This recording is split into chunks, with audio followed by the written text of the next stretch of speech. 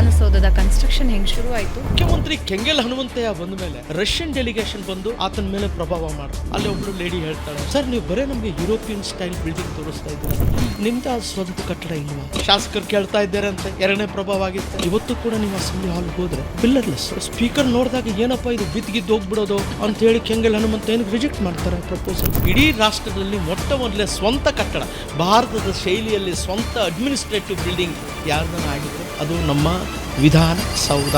ಆವತ್ತಿನ ಕಾಲಕ್ಕೆ ದುಡ್ಡಿಲ್ಲ, 33 ಲಕ್ಷಕ್ಕೆ ಅದು ಫೈನಲ್ ಪ್ರಪೋಸಲ್ ಆಗಿದ್ದು. ಕೊನೆಗೆ ಎಲ್ಲಿವರೆಗೂ ಬಂತು? 1.84 crores ಬಂತು. 2 ಫ್ಲೋರ್ ಇಂದು ಅಮೆರಿಕನ್ ಮಾಡೆಲ್ನ ಫಿಕ್ಸ್ ಮಾಡಿ ಬ್ಲೂ ಪ್ರಿಂಟ್ ಹಾಕಿ 1951 ಅವತ್ತಿನ ಪಂಡಿತ್ ನೆಹರು ಅವ್ರನ್ನ ಕರೆಸಿ ಇನಾಗ್ರೇಟ್ ಮಾಡಿದ್ದು. 1952ರಲ್ಲಿ ಮುಖ್ಯಮಂತ್ರಿ ಆಗ ಬಂದ್ಮೇಲೆ ಈ ಪ್ಲಾನ್ ಬೇಡ, ಗುಬ್ಬಚ್ಚಿಗೂಡ್ತಾ ಇದೆ. BR ಮಾಣಿಕ್ಯಂನ ಕರೆಸಿ ಒಂದು ಶಾಸಕಾಂಗ ಕಟ್ಟಡ ಬೇಕು, ಒಂದು ಭೋಜನ ಶಾಲೆ ಬೇಕು, ಒಂದು ಲೈಬ್ರರಿ ಬೇಕು ಅಷ್ಟೇ ಹೇಳಿರ್ತಾರೆ. But this man he was a chief architect. Kengal Hanumantha ಅವರ ವಿಷನ್, ನಿಜವಾದ ವಿಷನರಿ ಯಾರು? BR ಮಾಣಿಕ್ಯಂ. ಖೈದಿಗಳನ್ನು ಬಳಸ್ಕೊಂಡು ಹೌದು ನಮಗೆ ಶಾರ್ಟೇಜ್ ಆಗಿತ್ತು ಕೆಲಸಗಾರ.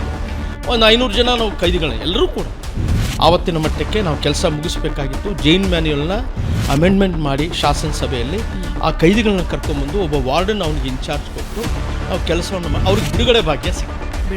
ಬಿಡುಗಡೆ ಭಾಗ್ಯ 500 ಜನ. ಹೌದೌದು, ಯಾರು ಕೆಲಸ ಮಾಡಿದಾರೆ ಅವ್ರಿಗೆ ಬಿಡುಗಡೆ ಭಾಗ್ಯ ಸಿಕ್ತು. ಕೆಂಗಲ್ ಹನುಮಂತಯ್ಯ ಅವ್ರ ಮೇಲೆ ಅಟ್ಯಾಕ್ ಆಯ್ತು.